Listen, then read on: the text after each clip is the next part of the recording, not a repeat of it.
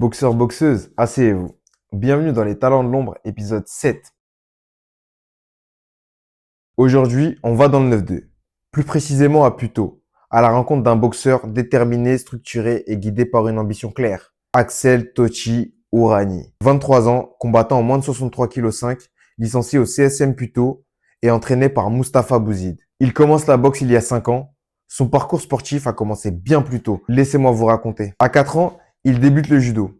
Et durant les 8 années qui ont suivi, il apprendra la rigueur des arts martiaux sur les tatamis. À l'école, timide, introverti, la bagarre était son seul moyen de s'exprimer face au conflit.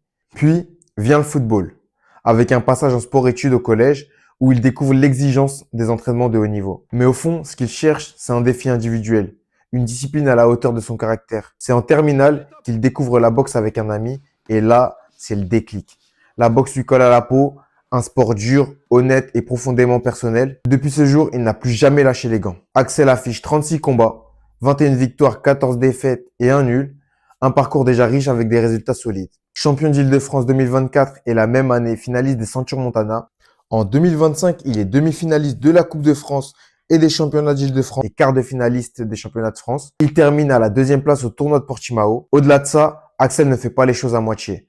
En parallèle de sa carrière de boxeur, il développe sa propre marque de vêtements. No Tochi, no Parchi. Car ce qu'il veut, c'est marquer l'histoire. Pas seulement par ses combats, mais aussi par ce qu'il construit en dehors du ring. Des modèles de travail acharnés comme Cristiano Ronaldo ou Floyd Mayweather, des athlètes qui montrent que la discipline finit toujours par payer. Il a notamment rencontré Saladin Parnasse, Milan Prade, Bilej Kitou, Morgan Charrière et d'autres encore qu'il pousse à vouloir réussir dans le monde du sport de combat. Ses objectifs sont clairs. Devenir boxeur professionnel, marquer sa génération et laisser une empreinte dans l'histoire de la boxe.